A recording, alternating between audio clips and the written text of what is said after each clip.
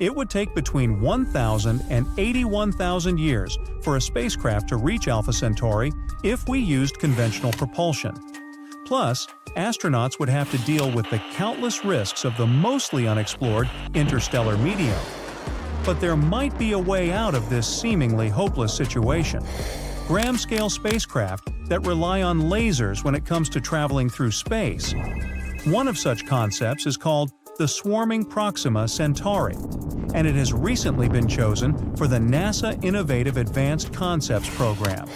You see, traveling through interstellar space is a question of speed, energy, and distance. Proxima Centauri sits 4.25 light-years away from the solar system. That's 25 trillion miles, which is incredibly far away. For comparison, the farthest distance ever traveled by a spacecraft is 15 billion miles from Earth.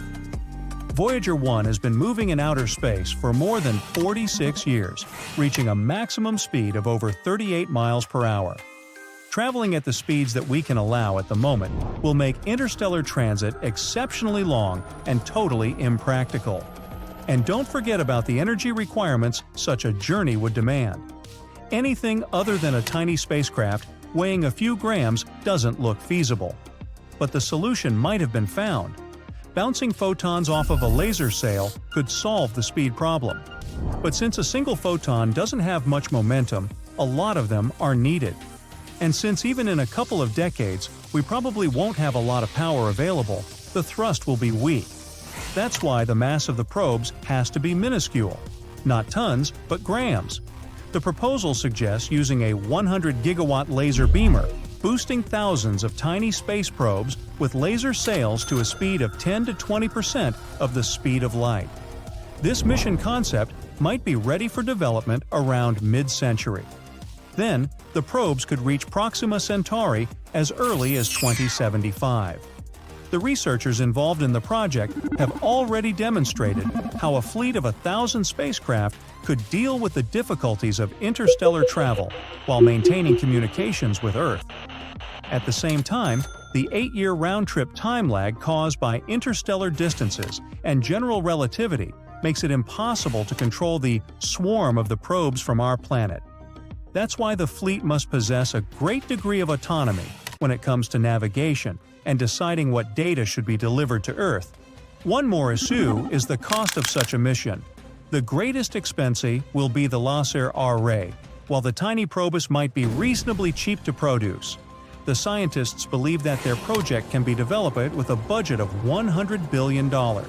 It's not so much compared to the usefulness of such a mission, which is likely to be astronomical.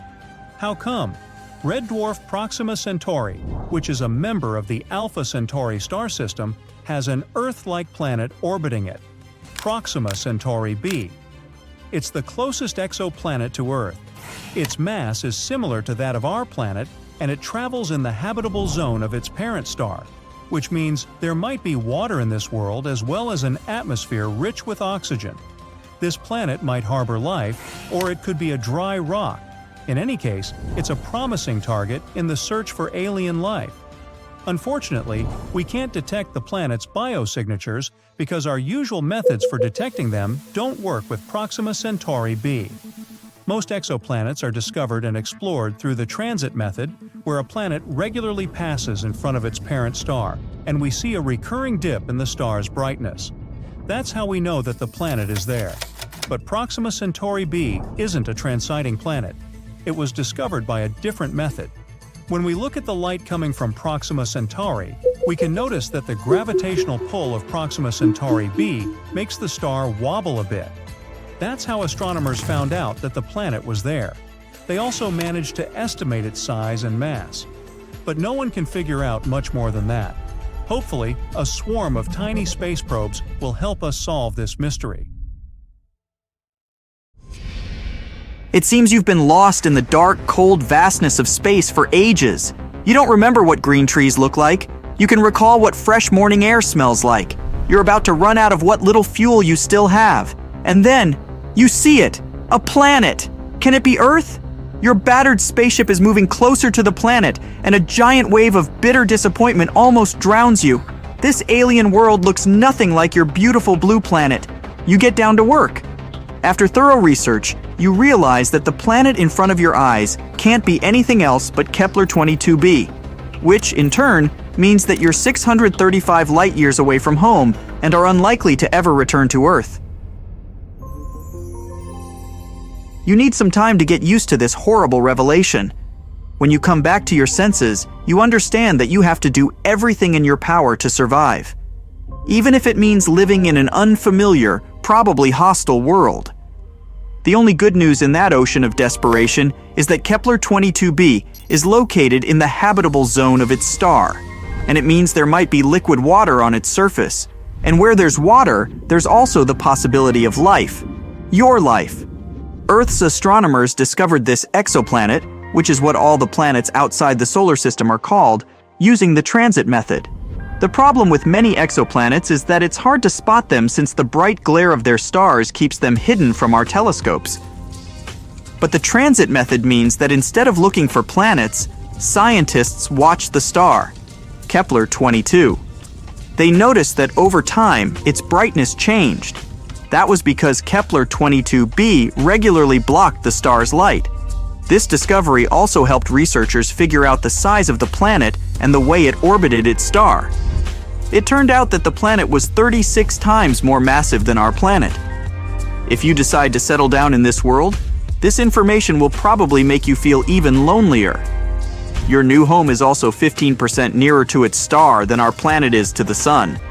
If Earth moved over so close to our star, everything and everyone on the planet would become fried in no time. Consider yourself lucky that the star that is now illuminating your spaceship, lying sideways on the surface of the planet, is smaller and colder than the sun. It means you'll get as much sunlight as you would if you were on Earth. The temperature on your new home planet is quite comfortable, around 60 to 72 degrees F.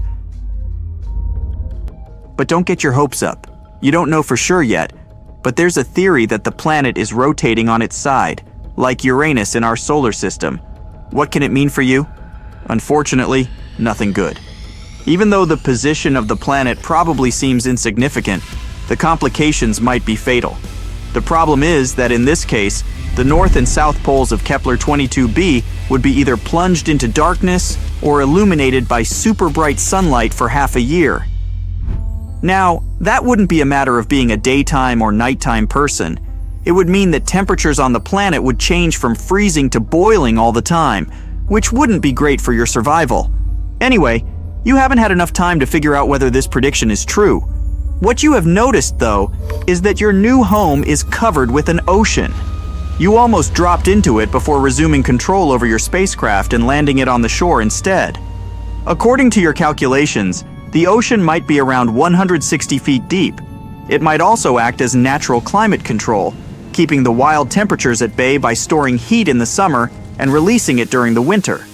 But even if it's true, your main concern is food and oxygen. You're running out of your scarce resources at an alarming speed. What are you going to eat on this lifeless planet? How will you get some air to breathe? Your future looks darker and darker with every passing minute. Will the sheer strength of your willpower help you survive? Time will tell. In the icy wilderness of Antarctica, there was a peculiar rock. Amidst the vast, smooth, and snowy landscape, it stood alone like a dark smudge. This rock had been there for ages, untouched except for occasional snowfall. Roberta Score, a lab manager at NASA's Johnson Space Center, had spent countless hours in Antarctica searching for rocks just like this one. Antarctica was an unexpected treasure trove for these discoveries. These rocks were easy to spot against the blindingly white ice. Why was it so important? Because it wasn't just any rock.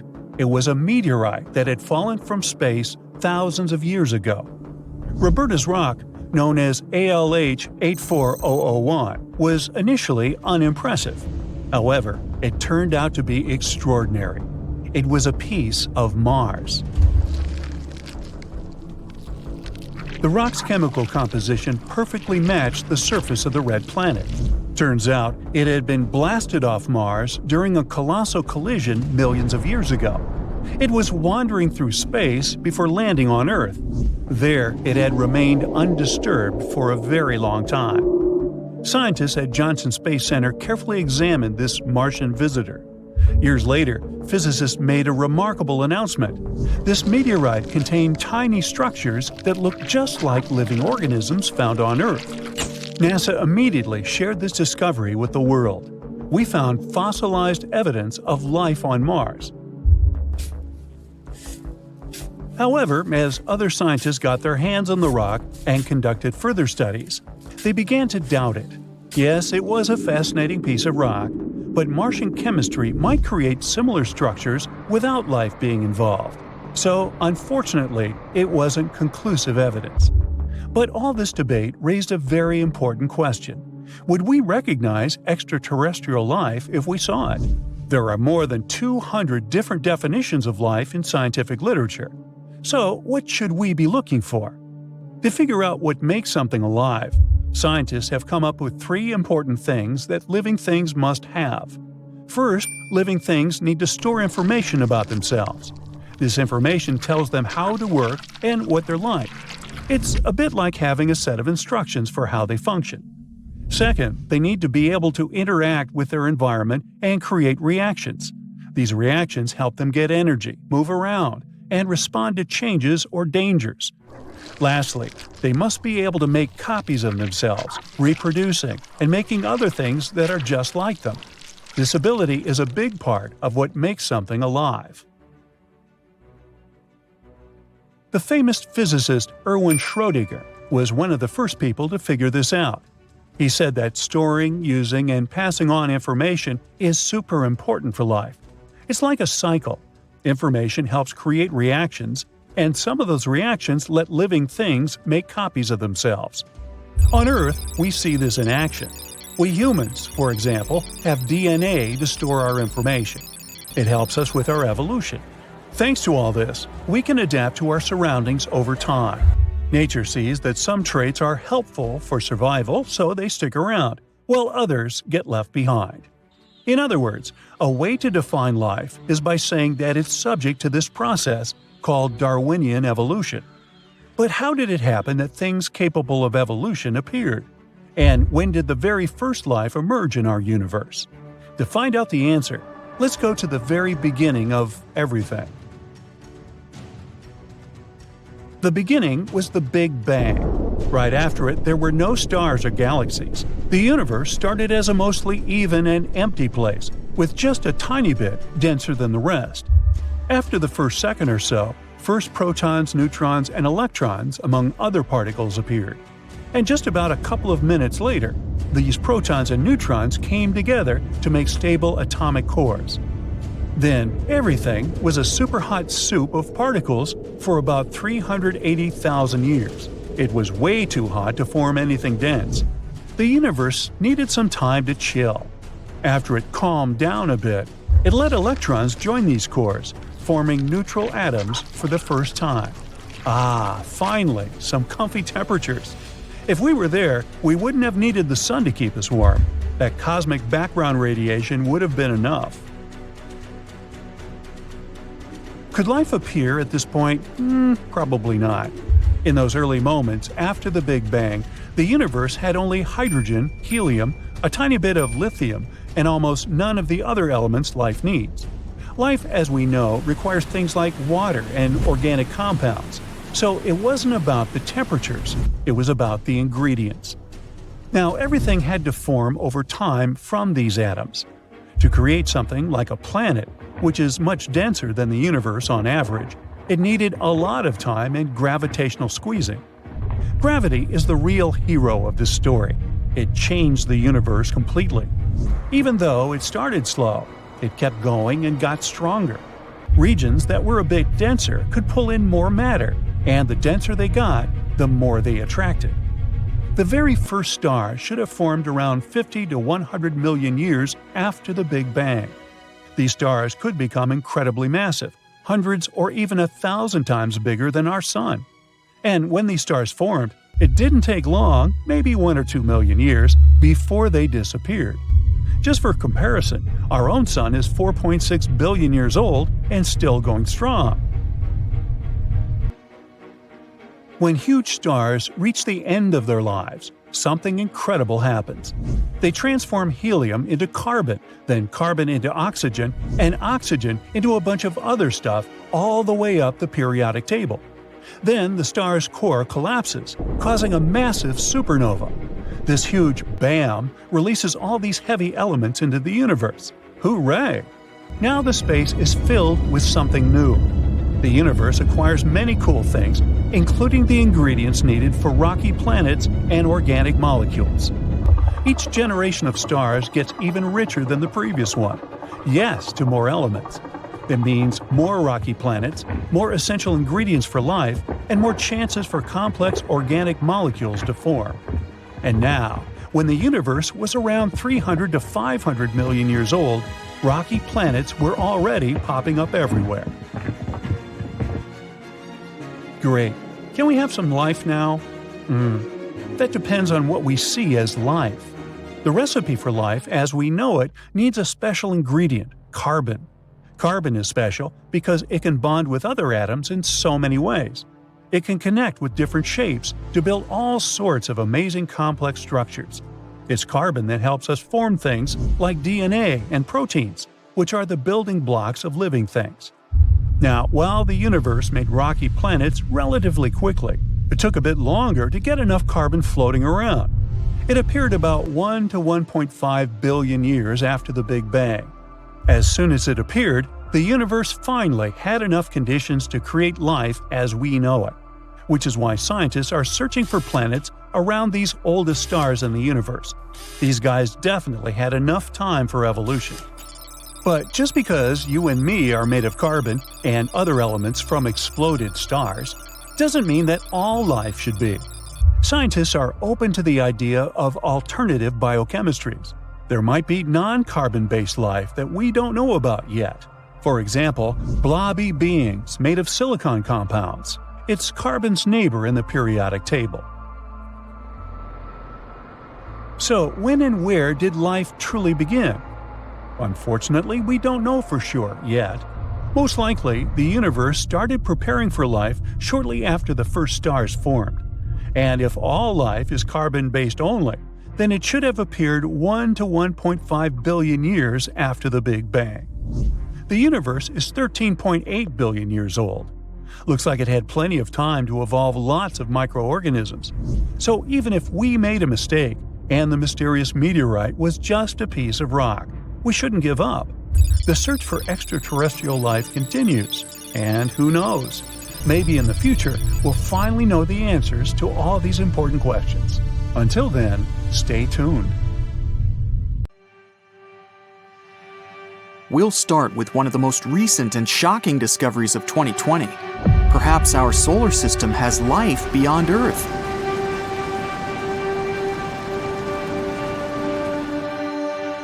This is Venus, the second planet from the Sun and the sister of our home planet. It's called so because it has a similar size and mass, but the conditions on it are simply terrible. The temperature on its surface reaches 890 degrees Fahrenheit because of the greenhouse effect, and the atmospheric pressure on it is as strong as if you were 3,000 feet underwater. But in this hostile world, there can actually be life. For many years, there have been discussions on this subject.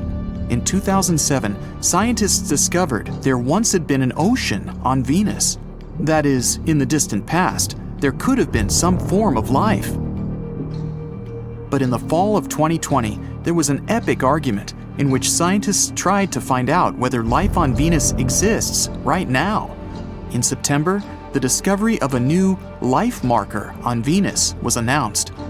The ALMA telescope in the Atacama Desert found phosphine gas above the planet, and the amount of this gas suggested that it may have been produced by certain microorganisms. But already in October, the data was analyzed again, and the new results indicate it was an error. So today, we consider Venus to be uninhabited once more. But who knows? Maybe soon we'll get new data, and new disputes will arise in scientific circles.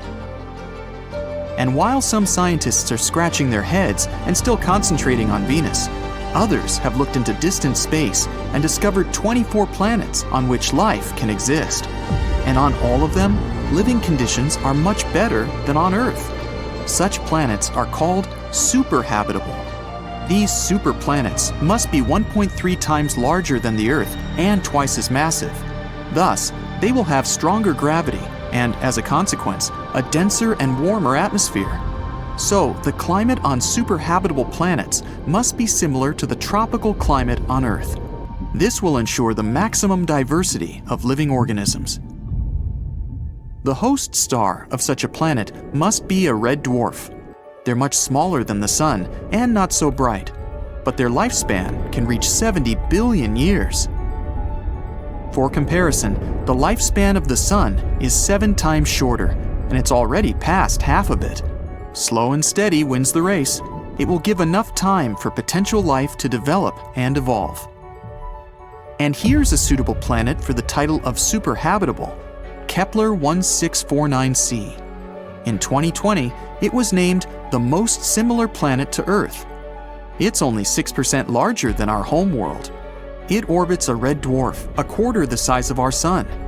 The planet is in the habitable zone of the star and makes a complete circle around it in 19.5 days. The climate on Kepler remains a mystery. It's known to receive about 75% of the light we get from the Sun, so the temperature on its surface may be close to Earth's, but we still don't know the composition of the atmosphere and other necessary conditions for life to appear there.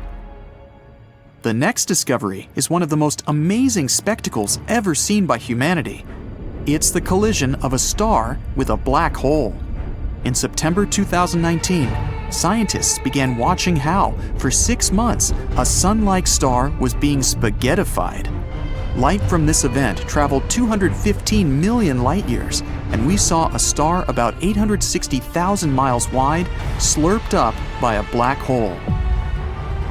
This black disk is so heavy that it has incredibly strong gravity. Nothing can leave its gravitational field. And now we see a star slowly approaching it. First, the glowing light layers of the star begin to stretch towards the black hole. It looks as if the star is simply unrolling like a ball of thread. Then we see this hot plasma lingering at the edges of the black hole. And it may seem these particles are now orbiting it, but it's just an illusion. This ring of light is called the event horizon. The black hole curves not only space, but time as well. This close to it, time slows down. To the observer, it looks as if the light near the edge of the black disk has almost stopped. But in fact, it has long been absorbed by the dark abyss. When a black hole eats a certain amount of star material, it starts spitting it out. Powerful beams of energy are ejected at speeds of over 6,000 miles per second. This is the light that attracted scientists' attention. In the end, the black hole has completely absorbed about half of the star and spit out the other half into space. And even though we watched this process for only a couple of minutes, it was happening for 6 months. And here is one of the youngest planetary systems that humanity has ever observed, AU Microscopii. It's so young, there's still a disk around it from the debris this system was made of. But this time, we don't even hope to find life here. The host star of this exoplanet continually emits radiation flares that would wipe out any form of life from the planet's surface. The planet that orbits this dangerous star is called AU Mc-B, and it's just a newborn baby by astronomical standards. It's so close to its star that it makes a complete circle around it in 8.5 days. The age of this planet is only 12 million years, so at the time AU Mc-B was born, mastodons walked on the surface of our planet, and meadows and savannas were covering the Earth's face. So you and I can consider ourselves old-timers, because the age of the Earth is almost 4.5 billion years. The next discovery took place in early 2020, and it's very similar to a landscape from science fiction. It's a planet with 2 suns. Well, more precisely, it doesn't orbit around a single star, as we are used to in our solar system, but around a binary star system, TOI 1338. The first big star is like the Sun. The other is a red dwarf, which is 3 times smaller. These stars completely circle each other in a little over 14 days. The planet that orbits these stars is the size of Saturn, which is much larger than the Earth. Although the sunsets and sunrises there look incredibly beautiful, this planet is unlikely to be suitable for any form of life. It's outside the habitable zone of its host stars, so it probably doesn't have liquid water. Mysterious radio signals from outer space have also been received in 2020. We're talking about fast radio bursts. Scientists recorded such signals before, but recently they have managed to prove that they are repeated after a certain period of time. The new data have forced the scientists to come up with a very bold theory that their source may be a magnetar. A magnetar is a neutron star that is small and has a huge mass compared to ordinary stars like the Sun. But they have the strongest magnetic field in the entire universe. Their lifetime is very short though, only 1 million years. But what baffled scientists the most this year was discovering that the moon is rusting. Corrosion needs oxygen and water to take place, but the moon doesn't have its own atmosphere to have both. The main theory says the solar wind is to blame. It moves at great speed and scrapes oxygen from the upper layers of the Earth's atmosphere. The wind continues to carry oxygen molecules through space, and eventually they reach the surface of the moon and cause metal ore to rust. By the way, the signature red color of Mars was created because of the rust. For a long time, there was an atmosphere and water. In combination with iron on its surface, it triggered a long process of rusting, which has lasted since ancient times. Another stunning discovery was found on the surface of the moon with a stratospheric telescope. It's an aircraft that carries a telescope. The plane raises it to an altitude of 8 miles, and this allows it to have a picture quality comparable to that of space telescopes. And with the help of such an unusual observatory, scientists were able to find water on the surface of the moon. Water molecules were found in one of the largest craters on the visible side of the satellite, but the number of water molecules is still extremely small there. The Sahara Desert has about 100 times more water than the surface of the moon.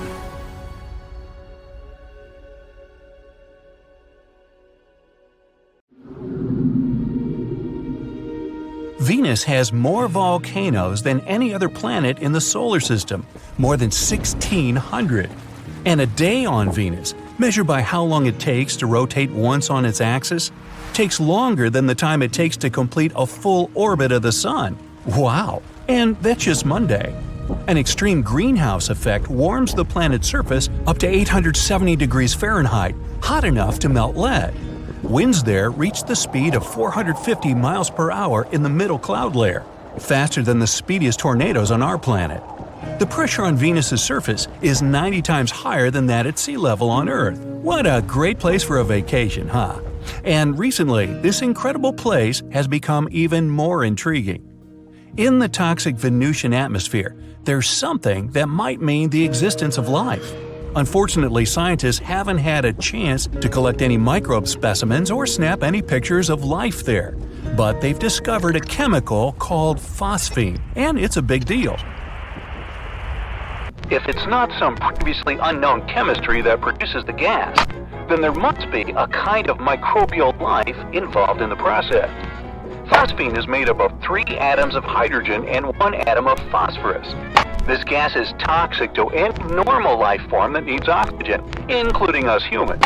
On our planet, phosphine can be found in places with no or little oxygen. For example, marshes and swamps. The gas is created by complex mixtures of bacteria living there. It can also be produced industrially. The weirdest thing is that phosphine isn't supposed to be in Venus's atmosphere at all. This gas needs precise pressure and temperature and tons of hydrogen to form.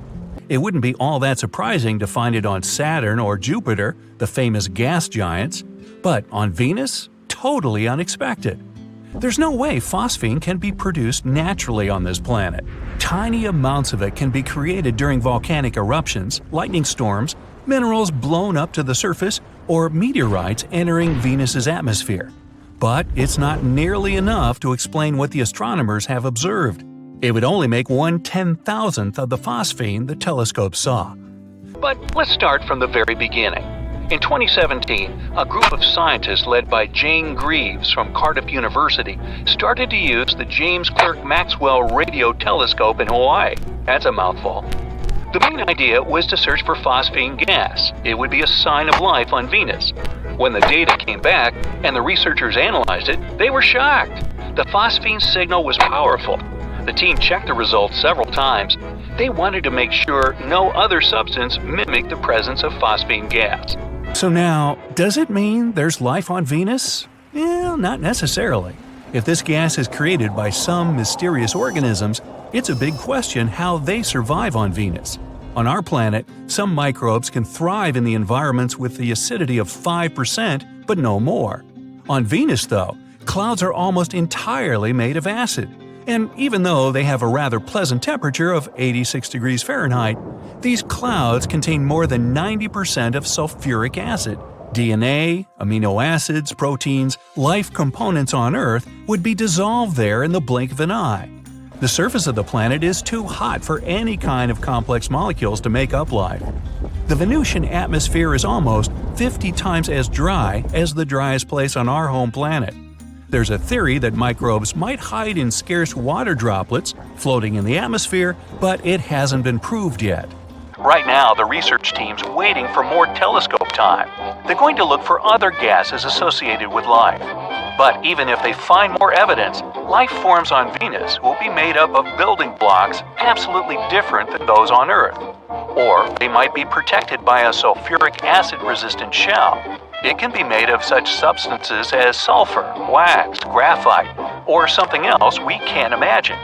Of course, some experts question the idea of life on Venus. They think the gas might be produced during some geologic or atmospheric processes happening on the planet. But the supporters of both theories agree on one thing: the discovery is extraordinary. Interestingly, astronomers have always tried to find signs of life on giant planets' icy moons, or even closer, on Mars. But they've never seriously considered Venus. If additional telescope observations and future space missions confirm that phosphine is produced by living organisms, we can be in for a bunch of exciting surprises. Then people would know of a planet with an alien biosphere, well, alien to us, and this planet would be just next door to Earth. Now, speaking of visiting Venus, though, would it be possible for people to land on this planet? After all, robots are already tooling around the red planet surface. On the pro side, Venus is closer to Earth than Mars, but it also has much harsher conditions.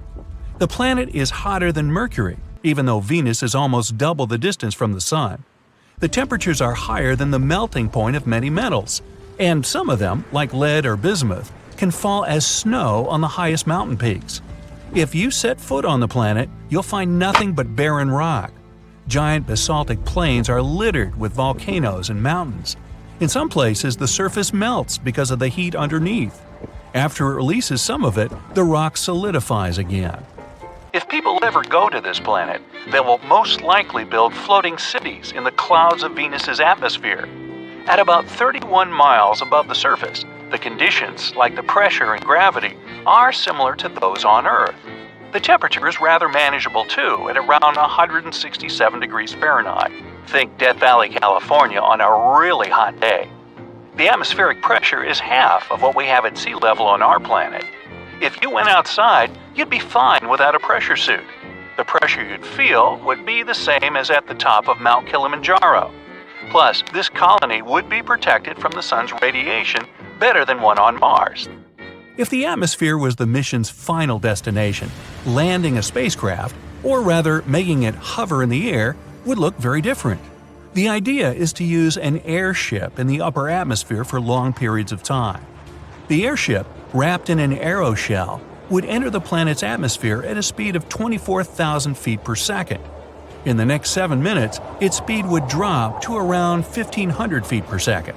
After that, a huge parachute would open. It would slow the spacecraft down even more, and then things would get a bit hectic. The aeroshell, not needed anymore, would drop away. The airship would then inflate itself, all the while hurtling through the atmosphere toward the planet's surface. Its speed would be at least 330 feet per second. It would get larger and larger, and its drag and lift would increase. Soon, the parachute wouldn't be needed anymore. The crew would get rid of it, and the airship would fill with air completely. If everything went as planned, it would stop 30 miles above Venus's surface. After that, the airship would travel around the planet. It would be moved by the wind, which can reach a speed of 220 miles per hour at the top of the cloud layer. If you decided to move closer to the surface, though, you'd have to be extremely careful.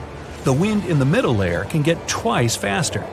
The airship could be filled with a breathable mixture of hydrogen and oxygen gases. Such a combination would be less dense than the Venusian atmosphere. It would provide the needed buoyancy, to stay up there. Venus is famous for its super-dense clouds. These clouds make the planet shine bright enough to be seen from Earth. Venus reflects more than 75% of the light that comes from the Sun. This reflective cloud layer exists thanks to a haze of sulfuric acid droplets in the atmosphere, and they gather exactly at the height where the airship would float. Luckily, people already have a method to overcome the problem of acidity. A few materials, for example Teflon and some types of plastic, have an amazing acidic resistance. They could protect the outsides of the ship. So, let's say you needed to work on a platform outside. Then you'd be able to do it, wearing only a chemical hazard suit and carrying necessary oxygen supply. Ooh, sounds like fun, huh? Yeah, me neither.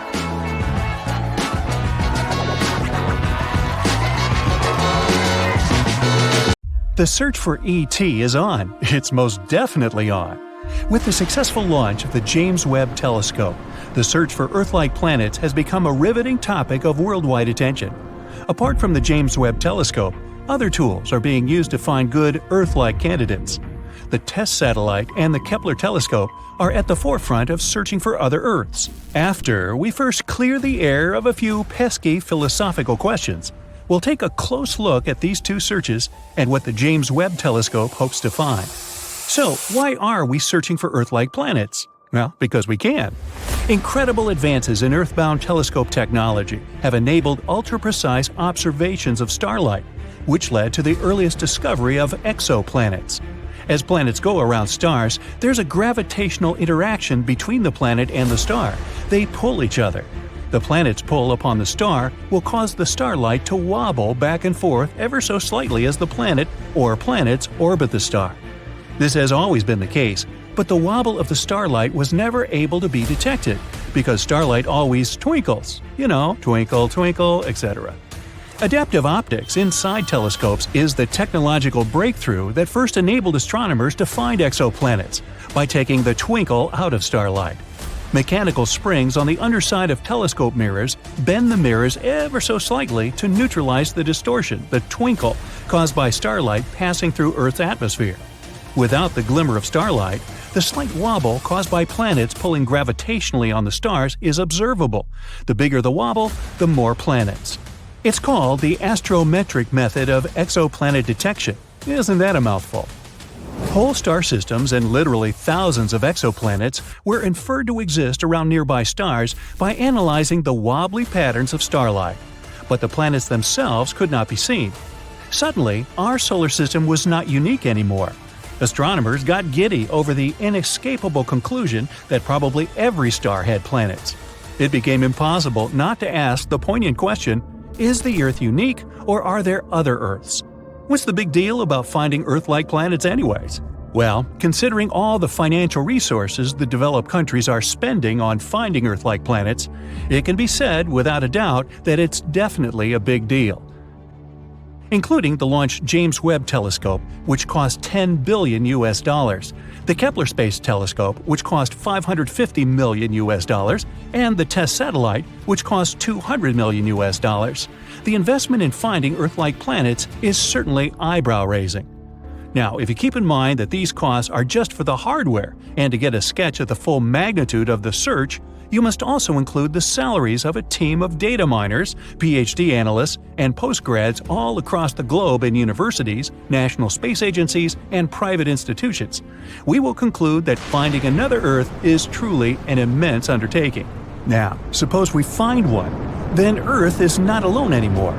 It's not that we can actually go to any of these planets anytime soon. Interstellar travel requires some breakthroughs in physics and technology, and, well, we aren't there yet. But knowing that there are planets out there in the Milky Way that are like Earth in all the essential respects, like liquid water, oxygen, and habitability, will make space less foreboding, more welcoming, more exciting to study and explore. It may also give us more pride in our home planet and make us all better Earthlings. The triple mission looking for other Earths, the Kepler telescope, the TESS satellite, and the James Webb telescope use distinct approaches to find exoplanets. And the synonym TESS tells us what that method is. The T stands for transiting, and that's the key to the whole exoplanet search. E stands for, you guessed it, exoplanets, the target of the excellent investigation of another Earth. S stands for survey, because TESS looks at hundreds of thousands of nearby stars. And S stands for satellite, because TESS is orbiting Earth, unlike the James Webb Space Telescope, which will orbit the Sun. When a planet passes in front of a star, that is called a transit. The planet will block some of the light coming from the star. This decrease or dimming of the star can be measured. The dimming of starlight tells lots of things about the planet. By knowing how bright the star is and how much the star's light was dimmed by a transition in front of the star, we can tell how giant the planet is or how close it is, but we won't know which. Is it big or is it close? Until the planet's orbit is also timed. It means our TESS satellite must take long-duration videos of the stars. Ooh, video of the stars. Hollywood should like that. The TESS satellite doesn't have a telescope. It uses 4 CCD cameras to stream live long-duration videos of as many stars as possible, hundreds of thousands of stars. Why so many? Well, because for a transit of a planet to be observed, it must pass directly between the TESS satellite's cameras and the star. If the planet is not on the exact line-of-sight angle between the star and TESS's cameras, it cannot be seen because it will not cut off any starlights. Planetary transits are rare. For example, Venus passes across Earth's view of the Sun only every couple hundred years, yet TESS's cameras are seeing many planetary transits among the hundreds of thousands of stars it takes streaming long-duration videos of, and you know what that means. It means there must be hundreds or thousands of times more planets than are observed by the transiting method. It is, therefore, an inescapable conclusion that every star has planets. Planets are everywhere. And now, the James Webb Space Telescope, with its giant 21-foot 4-inch-wide mirror, is entering the search. It is a technological marvel, a wonder of the modern world, a miracle of advanced engineering. Anticipation is reaching a fever pitch. But with the heightened anticipation comes an almost equal amount of trepidation. And some things can still go wrong before the James Webb Space Telescope returns its first pictures. After the Hubble Space Telescope, for example, was launched in 1990, a repair mission had to be launched in 1993. The mirror on the Hubble was not very well inspected, and its pictures were very blurry. Astronauts had to go up and execute a spectacular spacewalk to fix the mirror. After the fix, the pictures Hubble sent back were more precise than it was ever designed for. This is how an improved model appeared. That cannot happen with the James Webb Telescope. The Hubble orbits the Earth and is accessible to astronauts. The James Webb Space Telescope orbits the Sun and is well beyond the Moon, out of the reach of astronauts, because there is no spacecraft equipped to carry them there. It cannot be manually fixed if something goes wrong. Adding to the challenges, the James Webb Space Telescope has only one onboard camera to inspect any damage it may suffer or mechanical malfunctions that might develop in the harsh environment of interplanetary space. Any remote fixes will need to be done blind from Earth. The James Webb Space Telescope is now fully deployed. The 18 mirror segments will need to be aligned to produce a single image. This critically important process will take several months to complete once the telescope is fully deployed. 70 of the first 286 observation assignments of the telescope target exoplanets. Using data from previous exoplanet searches, it will not have to waste time searching for exoplanets. Their locations and orbits are already known. The James Webb Telescope will go right after them. The James Webb Space Telescope is not an optical telescope in the same sense as the Hubble Space Telescope or any ordinary telescope that sees visible light. It sees infrared light. The pictures of planets are expected to be bright dots, somewhat fuzzy if they have atmospheres. The spectra of the planets will yield the most information about the exoplanet. Any gases around an exoplanet will absorb some starlight as the starlight passes through the planet's atmospheres. Suppose there is methane in the planet's atmosphere, oxygen, or carbon dioxide, the gases that most indicate life. In that case, the James Webb Telescope will be able to pick them up by spectroscopic analysis. An entire portrait of the exoplanet can be formed from the infrared information, its temperature ranges, atmospheric content, the likelihood of liquid water, and even the probability of life. And that's a big deal. The James Webb Space Telescope has other missions to perform too. It's assigned to examine star formation and planet formation in nebula in the Milky Way. Understanding how solar systems form is part of the search for another Earth. By detecting infrared light, the James Webb Space Telescope will peer to the farthest away galaxies whose visible light gets blocked by dust and gas. These distant galaxies were formed shortly after the Big Bang. Galaxy formation is an essential mission for the James Webb Telescope. These most distant galaxies are accelerating away so fast that the light they emit is stretched below the frequency of the visible spectrum, into the infrared. The Great Telescope can see these previously invisible galaxies. We hope to learn about the mysterious dark energy that is causing the universe to expand at an ever-increasing velocity. Hope is high that the James Webb Space Telescope will significantly expand our knowledge of this amazing universe we all live in. It's a clear night, and you're outside looking at the stars. The Milky Way alone seems overwhelmingly huge. You check on your phone and discover that the galaxy you're in at this exact moment is 100,000 light-years wide. For scale, 1 light-year is already a very long distance. For example, it takes 4.2 light-years to go from Earth to Proxima Centauri, which is the closest star to our planet other than the Sun. So, 100,000 light-years is way more than we normal humans can fathom. And that's just one galaxy. There's a whole lot more out there. Now, looking at this data, it seems pretty unlikely that we're the only life form out there, doesn't it? But how come we've never found anything else so far? Let's get one thing out of the way. Extraterrestrial life doesn't necessarily mean we're talking about little green people. It can also mean microorganisms, bacteria, and plants that can be found on other planets. The truth is, there's a big spectrum of possibilities for life on another planet. And taking into consideration that there are up to 50 billion planets in the Milky Way, it's very unlikely that we're alone in this big wide universe. And what does life on other planets look like? This is what we've spent years trying to figure out. Go ahead, think with me.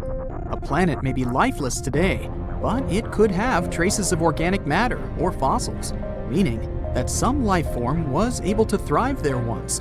And it could also be that there are planets out there containing life with complex biochemistry, meaning they could have fauna just like we have on Earth, although probably not the same. NASA created a special science that is dedicated to studying life forms outside of Earth. It's called astrobiology. Ever since the space agency was created back in 1958, it didn't take long for it to start looking for extraterrestrial life. They quickly built an action plan. First, they needed to understand how life on Earth was formed, and secondly, how it could have formed on other planets.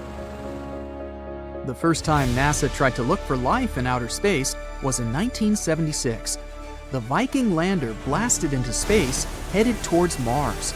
There were high expectations that humanity would find the first proof of extraterrestrial life. Unfortunately, the lander came back with images of a planet that looked barren and bleak, and scientists were extremely disappointed.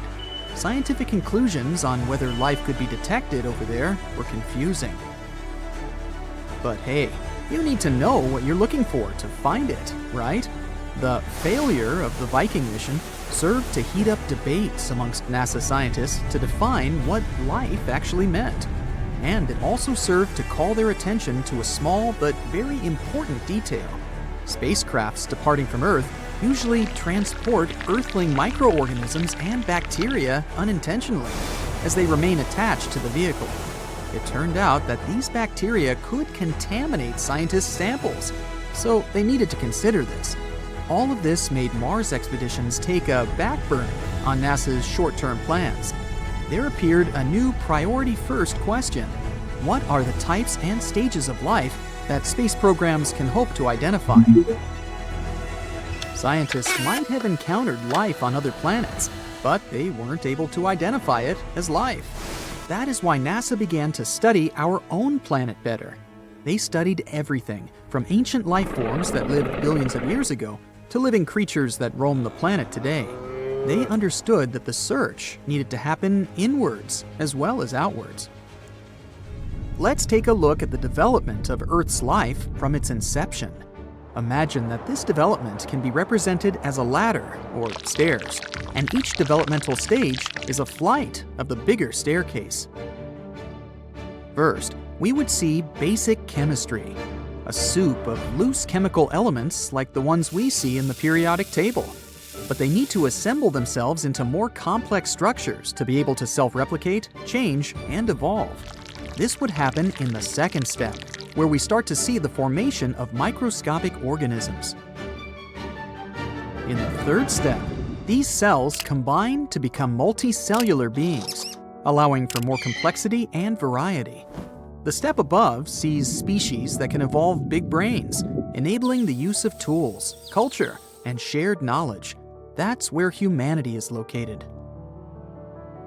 Looking at this ladder, one might ask, so what does it take for a multicellular organism to evolve into fully formed humans? This is what is called the Great Filter. It's a huge evolutionary jump that takes a lot of effort and the perfect environmental conditions for it to happen. And given that we haven't heard of any other extraterrestrial civilizations out there, it might be that we're the only ones that were able to make this jump. After all, how likely is it that we'll find life outside of Earth that is similar to us? That depends on how many planets there are out there in their star's Goldilocks zone, the area around a star where water can be liquid. And because stars come in all sizes and configurations, this zone is different for every star system. But that's not the only criteria we know for the existence of life. We usually look for three things to detect life: liquid water, methane, and oxygen. Water is what allows for chemical components to mingle and connect, forming multicellular beings. Methane is produced by the decomposition process made by bacteria, and oxygen is the byproduct of plant respiration. These are some of the telltale signs that the James Webb Telescope was programmed to search for. The James Webb Telescope has ambitious purposes that might revolutionize space science. Its top priorities are to detect forms of life by studying small galaxies orbiting the Milky Way. It will also look for the oldest stars in the universe, trying to gather data on the origin of the universe itself. That's huge! NASA is betting on two variables with this new telescope: a thorough scan on the so-called exoplanets, aka planets from outside our solar system, and the search for extremophiles, a type of life that loves extreme environments. Extremophiles were first discovered on planet Earth back in the 1960s at the bottom of the sea near the Galapagos Islands. Scientists found microorganisms living next to hydrothermal vents that dot the sea floor over that part of the world. Thriving in places like these with extreme temperatures over 700 degrees Fahrenheit takes a lot of resistance. I mean, can you imagine the heat? This discovery was a turning point for the field of astrobiology, as scientists understood that life could survive in extremely harsh conditions, similar to the atmosphere available in several exoplanets. But hey, life might turn up in our own neighborhood if we're lucky enough. Guided by the mantra, "follow the water," NASA is launching 2 important missions inside our solar system that can contribute largely to the search for extraterrestrial life. You remember Jupiter, right? It's the gas giant that has a moon known as Europa. A few years ago, scientists discovered that Europa had an ocean hidden behind layers of icy crust. And there's even more. According to research, the water over in Europa is salty, much like the water we have on our planet. Europa is a big contender for the detection of life. But the Europa Clipper mission is not aimed at trying to identify this. Rather, it will orbit the moon and gather as much information about its atmospheric conditions as it can. The other moon-bound mission is the Dragonfly, an octocopter that will explore Saturn's moon Titan. The launch is programmed for 2027 and will only arrive in Titan's orbit around 2034. It will sample and examine a series of promising sites around Saturn's icy moon. And who knows, find some new information on ET life? Let's see what happens. But I'd say we've never been closer to a huge discovery than we are now.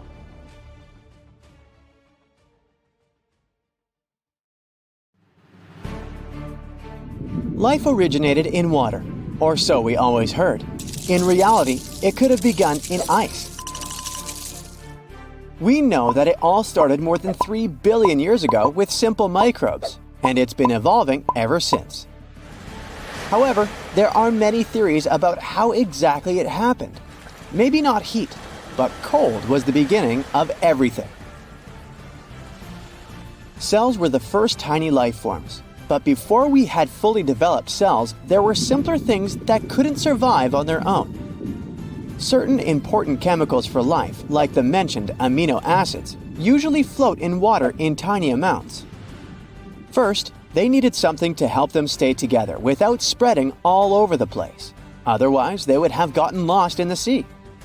And second, they needed to stick together in groups to form more complex things. Moreover, when they started to form in groups, they started the process of evolution. They chose the best molecules to do specific tasks and kicked out the faulty ones. Without this organization, the fastest replicators, or parasites, would have taken over. There were several ways they could organize themselves. 3 billion years ago, oceans were covered in ice. And it turned out that certain important chemicals for life, such as amino acids and nucleic acids, are more stable in colder temperatures. When water freezes, these chemicals that hang out in the oceans get packed together, making it easier for life to form. Or maybe what helped them were special spots called hydrothermal vents. Imagine the deepest, darkest parts of the ocean floor, where hot water shoots out from cracks in the Earth's crust. Life might have started right there, in these extreme conditions. These vents spew out important elements like carbon and hydrogen, which are crucial for life.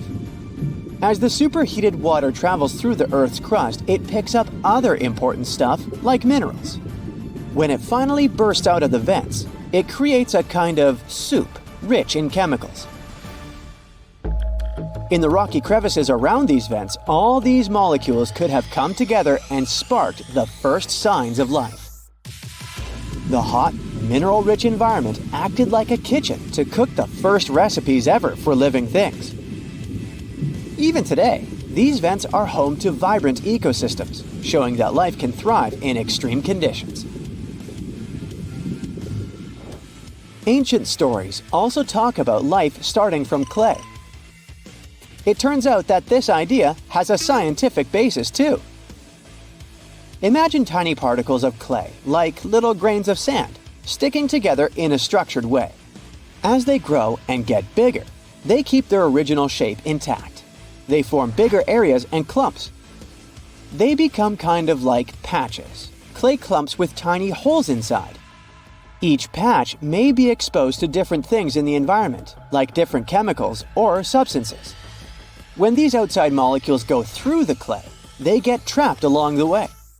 Once trapped, these molecules get organized in specific patterns within the clay. This process is compared to how our genes organize things. Just like genes tell our bodies how to arrange different parts, the clay patches organize molecules. This theory was created back in the 80s, although it was very controversial at the time. We need more investigation to figure out whether this is true or not.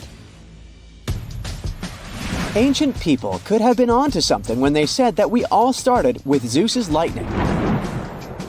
Life itself is a chemical reaction, and it needs energy. Without energy, nothing happens. Cells are the building blocks of life. You can picture these cells as tiny factories bustling with activity, constantly working to keep you alive. Just like every factory needs a power source to keep its machines running smoothly, they need energy to do their job. In the world of cells, that power source is something called ATP, which stands for adenosine triphosphate. It's an organic molecule. There are also some backup generators with fancy names like thioesters, acyl phosphates, and reduced ferredoxin. They basically work like extra boosts. When life first started, it needed energy to make complex stuff like proteins and DNA. Back then, this energy came from the environment. It could be light, heat, chemicals, or even lightning. That lightning might have kick-started life. Back in the 1950s, scientists did something called the Miller-Urey experiment. They zapped a mix of gases that mimicked Earth's early atmosphere with electric sparks. Suddenly, that caused amino acids and sugars, the basic stuff of life, to pop out. All living things share a special code called DNA, the genetic code. It's one of the oldest and most important things about life. And we think this code existed in the very first forms of life too. This code is quite tricky. It involves putting the right building blocks, amino acids, together in the right order. And there are special molecules called tRNA and mRNA that help with this process. The early version of this code was probably simpler than what we have now. It might have used shorter instructions like using just 2 letters instead of 3. Scientists are still figuring out how DNA first appeared at all. Some think it might have started alongside metabolism, where certain molecules helped put the right building blocks together. Now, they think that the secret to understanding how DNA and proteins are formed lies in looking at RNA. RNA is a versatile player, a molecule that can do some of the jobs of both DNA and proteins. In the past, it could have been the star before DNA and proteins took over. And even though they're the main players now, RNA still has important roles in living things. For example, it can switch genes on and off, controlling how cells behave. But then comes the next question. How did RNA come to be? Well, we need to look for even simpler origins. RNA are big and complicated molecules, but life could have begun with smaller ones bumping into each other and starting chemical reactions. These reactions might have happened inside tiny capsules that acted like cell membranes. Over time, they might have evolved into more complex ones that could do the job better. In other words, life could have started with a basic recipe and slowly added more ingredients. Every living thing is made of carbon. Carbon is an essential life block. It's the stuff that makes molecules, and they form cells, tissues, and organs. Earth was very different many years ago. There were no plants or trees, and the air was different too. Instead of the oxygen we breathe now, there were gases like hydrogen, nitrogen, hydrogen sulfide, and of course, carbon dioxide, which contained carbon. In this ancient world, life might have started in a way where organisms didn't eat other organisms for energy. Perhaps they made their own food from these simple chemicals. They could eat this carbon dioxide, kind of like plants do today, and this is where they receive their carbon from. We call this autotrophic origin. They think that certain metals like iron and nickel, along with minerals containing them, played a big role in this process. These metals and minerals acted like assistants, helping chemical reactions happen that were important for life to begin. They were found all over the Earth back then, especially in places where there wasn't much oxygen. And finally, we have a wild theory that life didn't start on Earth at all. It could have been brought to us from somewhere else. Rocks from Mars sometimes get blasted into space by big cosmic collisions. Some of these rocks have ended up on Earth, carrying tiny microbes with them. So maybe, while we search for life on Mars, it could have been the red planet that started our very own life. Or maybe it wasn't Mars. Others suggest that life might have hitched a ride on comets from other star systems, traveling through space until they landed here. But if life did come from somewhere else, it just raises more questions. For example, how did life start in space in the first place? This is why scientists are a bit skeptical about this idea, which is called panspermia. In any case, the origins of life are a huge mystery, and we'll need decades of research to figure out the full answer. Your car breaks down in the middle of the highway and won't start. A friendly driver pulls over nearby and gets out some jumper cables connecting your car to his. A few sparks, and your car comes back to life. And that's how life began on Earth. Sort of. There's a theory that life was jump-started on Earth like this billions of years ago. It all started with clouds in the sky. We've all been there, sitting by the window on a rainy day. You wanted to go out and have fun, but the rain pouring outside made you want to stay in bed and snuggle. Still, the lightning and thunder are keeping you awake. With nothing better to do, you think about how lightning even forms. Like I said, clouds, and many other things. You see, when a storm occurs, cold air and warm air meet. The warm air goes up to create thunderstorm clouds, which produce droplets, and the cold air below has ice crystals in it. During a storm, the droplets and crystals have a little mosh pit and move all around. All that bumping and grinding creates electrical charges in the clouds. If you ever replaced batteries on a remote, then you've seen a plus and minus sign on either end of the battery. The plus is where the positive charge is, and the minus is home to the negative one. And just like batteries, clouds have their own plus and minus. The positive charges are kept at the top, and the minus is, you guessed it, at the bottom. So when the charge at the bottom generates enough power, the cloud lets out energy. As the energy travels through the air, it seeks out positively charged objects, like a pole or a tree. And when it finds it, the energy is released and lightning strikes. These bolts of lightning can hit anything on the ground or travel from cloud to cloud. And thunder occurs because of the hot and rapidly expanding air. So, billions of years ago, the Earth wasn't quite like today. Thunderstorms were a lot more frequent than now, and life was still in its beta phase of things. These lightning bolts may have been the key to kickstart life by producing one of the most important minerals for life, phosphorus. DNA, RNA, and cell membranes wouldn't exist without it. It's essential in all stages of our life, from growth and mobility to reproduction. Everything that makes up who we are is in our DNA, those twirly things with proteins latched onto them. So what do lightning bolts and phosphorus have to do with each other? Does phosphorus flash in the sky whenever a thunderstorm happens? Not really. When lightning strikes the ground, it creates something called fulgurites, or in English, glassy minerals fused in the heat caused by the lightning. And when they appear, they take on the shape of the lightning bolt when it strikes the ground.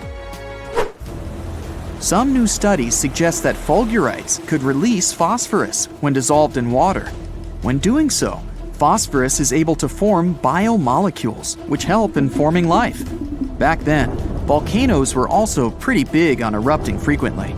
So, with ancient hot springs, you'd expect lightning to strike down nearby and produce fulgurites next to those hot sources of water.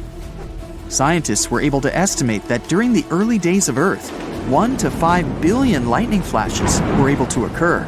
So, in the next billion years or so, we can expect 1 quintillion lightning strikes. Yeah, that's a lot of zeros. With all those flashes and strikes, phosphorus was able to grab its chance to start life when dissolved in water. And of course, not just phosphorus, but a mix of many chemicals and minerals were needed to perfect this recipe. Another theory on how life began on Earth starts all the way in outer space, far away from our little blue planet. Flying through the vastness of space were meteorites. Life on Earth began roughly 4 billion years ago, and these meteorites were busy flying all over the place, with many of them hitting Earth in its earliest shape.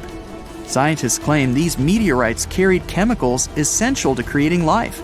Some of those important ingredients were carbon-based compounds, including sugars and amino acids, and they needed wet and dry cycles to bond on a molecular level to finalize the process.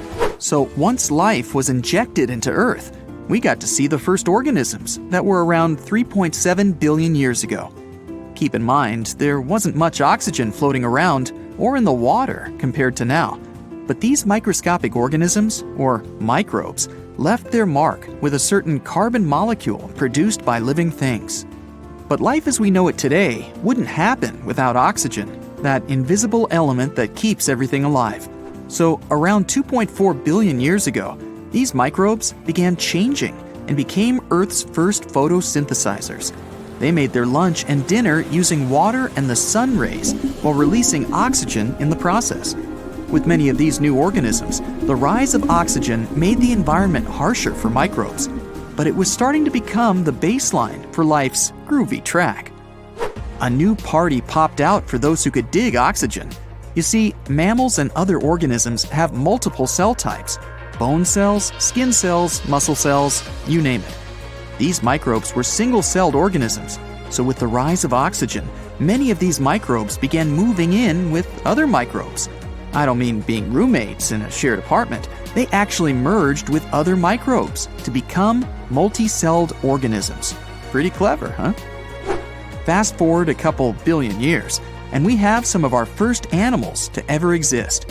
So actually, around 800 million years ago, the oxygen levels in the ocean and seas still weren't as high as they are today. But one of the earliest creatures on Earth were sponges. Scientists were able to determine this by studying DNA on rock samples dating back to when sponges first appeared. They also claim that sponges sped up the rise of oxygen levels by eating bacteria, removing them in their decomposition phase. Then, around 580 million years ago, more creatures began to appear. The oxygen levels were starting to be acceptable for life to flourish, and many other bizarre-looking creatures inhabited the ocean floor. Even the oldest kind of jellyfish were around. They looked like tiny aliens from another planet. I wouldn't want to find any of those in my drink. And around 40 million years after the end of that period, many of these strange creatures began to disappear. It was then that scientists were able to find evidence of worm-like creatures that were able to burrow in the ocean floor. This is probably one of the first signs of evolution for survival. Then, around 530 million years ago, evolution cranked it up a notch. There were many new creatures out there with new and never-before-seen body parts. Shells and spines and other body parts allowed some of these new animals to further survive and burrow their way around the ocean floor. And shortly after, a couple of million years, the first true primitive vertebrae appeared in something that looks like an eel. This was the creature with the first backbone. Over the next million years, many of these animals began to form skeleton-based and cartilage bodies. And after much splitting, amphibians appeared, and four-legged animals began to walk the Earth's surface. It's also worth noting that there were many mass extinctions that happened along the way. But in the end, life kept evolving. And with many plants and animals emerging, the landscape was changing in the process. Many natural disasters occurred along with ice ages that froze the land and seas. To add to the overall chaos, plenty of volcanic eruptions and earthquakes continued to change the look and landscape of the Earth. The first primates emerged around 4 million years ago, and ever since then, apes and monkeys began to branch out into their own category until humans eventually came into the picture. By understanding these theories, scientists are able to observe other planets with similar conditions. We could actually witness the birth of life on another planet. Of course, this would take billions of years to happen, but I wouldn't want to miss it. There are probably 36 other civilizations hanging out in the Milky Way, and over 170 billion galaxies, give or take, in the observable universe. Conditions for life are all over space. So, where is everybody? Nuclear physicist Enrico Fermi came up with this exact same question during a lunch break with his colleagues in 1950, leading to one of the most unsettling paradoxes in the universe. Even though there's a huge probability of extraterrestrial civilizations existing, we still haven't found any clear evidence of them. One possible explanation comes from the zoo hypothesis. It suggests that advanced extraterrestrial societies exist and know exactly who we are and where we are, but intentionally choose to stay hidden. They're just observing human quirky behaviors, as if we're in some kind of a cosmic wildlife park. But their intentions could be much darker. If you're a Star Trek fan, you probably remember the main rule for Federation members. Starfleet officers shouldn't contact species that are not advanced to avoid messing with their development, even if it means risking their own lives. Now, even though it's fiction, this rule perfectly captures what the zoo hypothesis is all about. Beings from other corners of the universe see our planet as a cosmic zoo with one-way bars. They can watch us brushing our teeth in the morning or walking our dog, but we can't catch a glimpse of them. In this theory, non-terrestrial life forms deliberately keep their distance from us, sticking to a hands-off policy agreement in the vast cosmic neighborhood.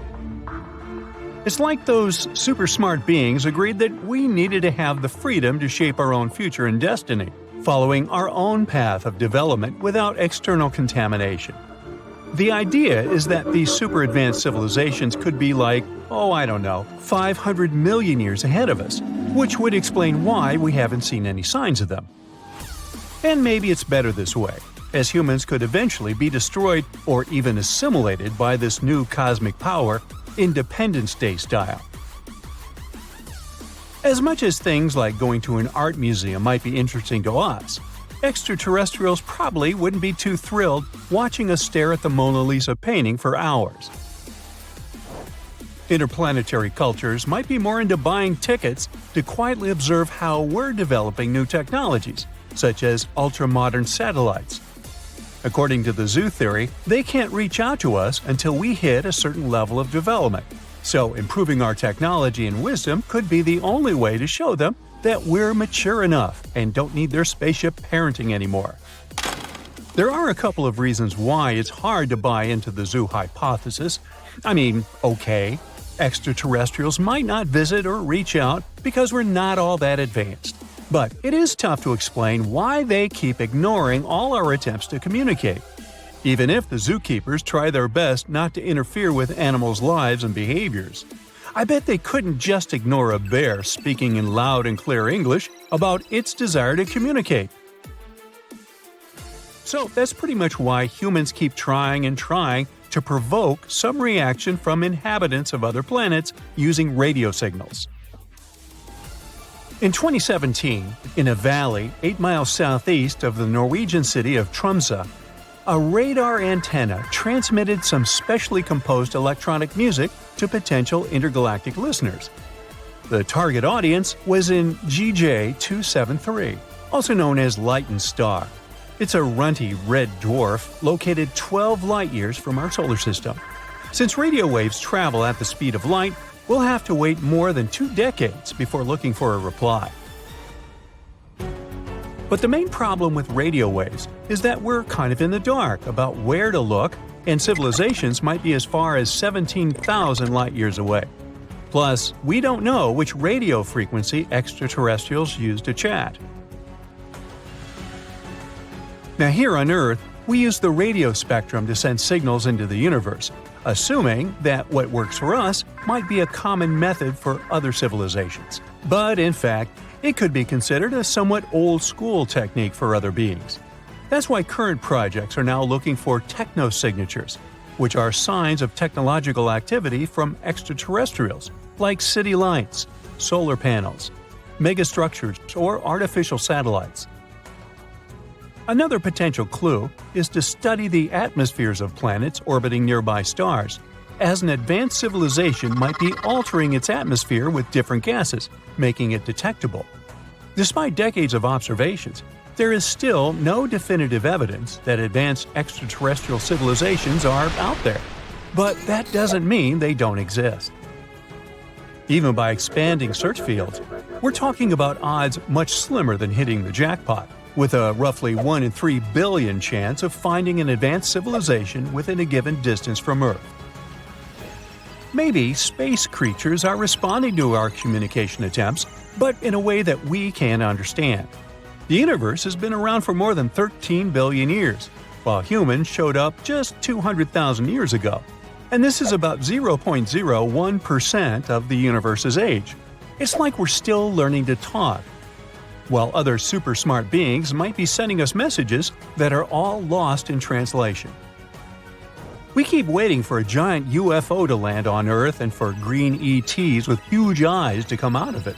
But we forget that our intergalactic neighbors could be more interesting in building nanotechnologies to watch over us.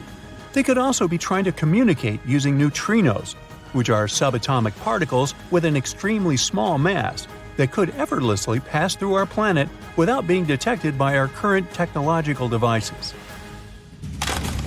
Now, the zoo hypothesis has another issue. It is pretty tough to believe that, with all these civilizations supposedly hanging out in the universe, they would all decide not to reach out to humans. For this to happen, there would have to be a great sense of structure, with a higher intelligence working as the head of the universe, giving them direct orders and clear rules to keep us isolated. But we're talking about billions of possibilities for life, right? More civilizations mean that there are more chances of a violation of this no-contact rule. So, most likely, at least one independent planet would be just as desperate to find life in the universe as we are. Some scientists also believe that if such advanced life had substantially colonized Earth and many other planets, we would know it by now. The zoo hypothesis has two other variations that are even more frightening. In the laboratory hypothesis, nobody contacts us because humankind is actually being subjected to experiments, and Earth is essentially a giant science lab. Otherworldly creatures could be analyzing human responses to various survival challenges, such as tsunamis or massive earthquakes. In this case, the no-contact agreement between all other space groups would make a bit more sense, since it's in the name of scientific research for the greater good, at least for them. The planetarium hypothesis, proposed in 2001, suggests that we are living in an artificial universe, in some kind of virtual reality designed to give us the illusion that the universe is empty when it's not. But no possible generator could test this hypothesis. Besides the zoo, the laboratory, and the planetarium theories, there is another possible answer to the Fermi paradox. Nobody contacts us because humans are completely alone in the universe. This is known as the rare Earth hypothesis, and it emphasizes how Earth occupies an incredibly unique position. No other planet could bring life to the universe that could be more than just bacteria. We may consider ourselves pretty lucky, as even a small change in any of Earth's orbital parameters, like the distance from the Earth to the Sun or the rate of rotation, could make conditions too extreme for people or life in general. But again, it's hard to think that we are alone in this vast universe. So, we're back to the paradox. Where is everybody? Thousands of strange spaceships sneak into Earth's airspace. They descend to our planet and fly through cities, plunging people into complete chaos. Suddenly, the door of the largest ship opens, and a strange creature comes out. It tries to copy our language and says they had come from a distant star, Proxima Centauri. Something like this might happen because scientists have recently picked up a strange radio signal off that star. Proxima Centauri is the closest star to our solar system. It's only 4.2 light years away. That means a beam of light that starts from this star reaches Earth in 4.2 years. That's also 270,000 distances from Earth to the Sun.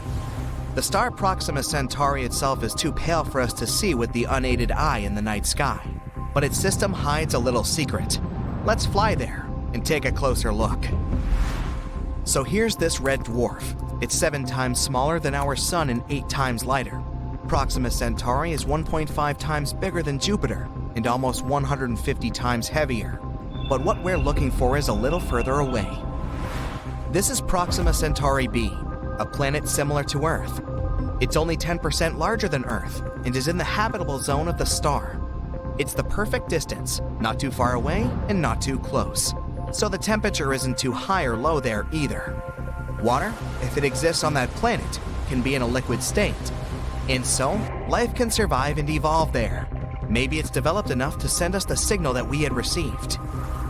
A radio signal is basically waves. They have a certain frequency and length, and we can always tell an artificial signal from a naturally generated one. The signal that we picked up from Proxima Centauri b had a frequency of 982 megahertz. The regular radio we listen to in the kitchen or in the car picks up signals around 100 megahertz.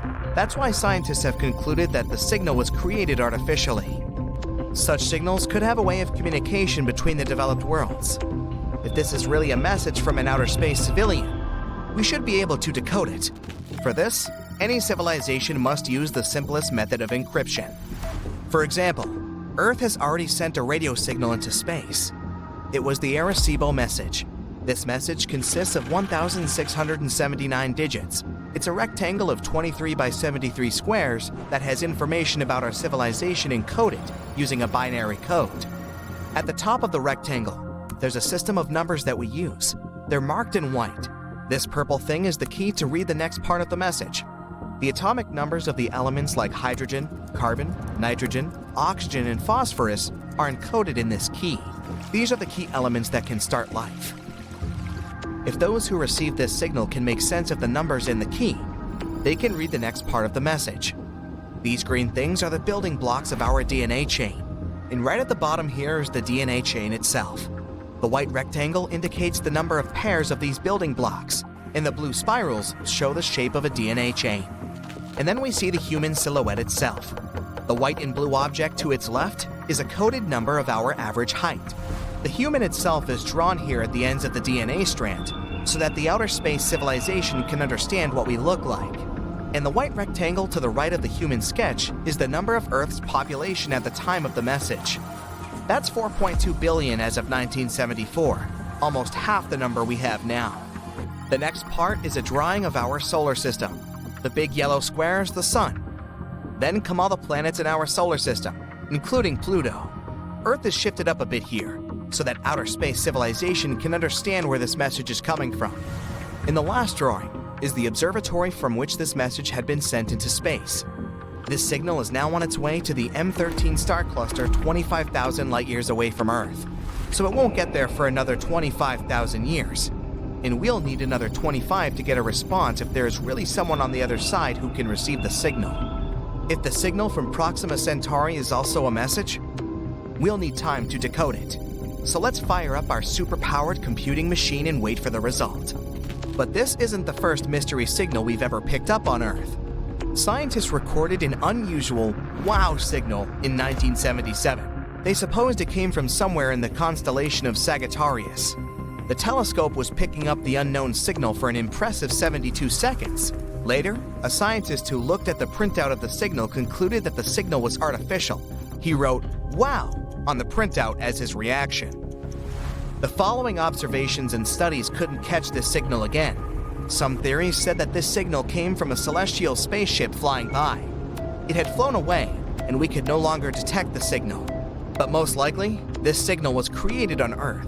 It was directed upward but reflected off an object at a high altitude. It could have been an airplane, a satellite, or space debris orbiting our planet. Then the signal was picked up by the telescope. And because it was human-made, all of its characteristics, like wavelength and frequency, could have confused scientists. In 2017, scientists recorded a flare on Proxima Centauri. The star's brightness increased by 1,000 times in just 10 seconds. Before that, there was another flare there that was weaker but lasted about 2 minutes. With these flares, Proxima Centauri has emitted enormous amounts of radiation. Even if there was life on the star's companion planet, these flares would have likely destroyed it. The stellar winds would have simply blown the atmosphere off the planet and made its surface lifeless. Overall, the planet Proxima Centauri b receives 60 times more high-energy radiation and 400 times more X-ray radiation than Earth. Scientists have concluded that the probability of life here is 1 to 100 million. And while we don't know yet for sure if the signal was artificial or natural, the scenario of a bunch of spaceships coming to Earth is most likely possible. Our only method for searching for outer space civilizations is using radio waves. They're like loud noise that blasts away from our planet in different directions at the speed of light. The main problem here is the gigantic distances. Our galaxy, the Milky Way, is 100,000 light-years wide. Suppose there's life at the other end of it. If we send a radio signal to them, it won't reach that supposed planet for another 100,000 years. And we won't get a response for another 100,000 years. It's the same if someone once wanted to contact us. We didn't learn how to create and receive radio signals until the 19th century. If a civilization was developing at the same time as us somewhere in the Milky Way and they invented the radio, we won't get their signal for several millennia. Plus, the radio noise from our planet is starting to fade away. We use Bluetooth, fiber optics, cable TV. So in about 100 years, we'll no longer be visible to other worlds. Or worse, what if there was an outer space civilization somewhere that was sending signals into space? The signals were reaching our planet, but we didn't yet have the technology to pick them up. The world that was sending the signal has evolved, and the signal went out. We could have caught those remnants of the radio waves that were moving through the universe, but we set up the antennas too late. There are about 2 trillion galaxies in the universe. Each of them contains billions and trillions of stars similar to our sun. Maybe there's a planet near one of them that looks like ours. Life could be blooming there. And this outer space civilization, just like us, is looking through telescopes in hopes to catch the radio signal from an unknown planet.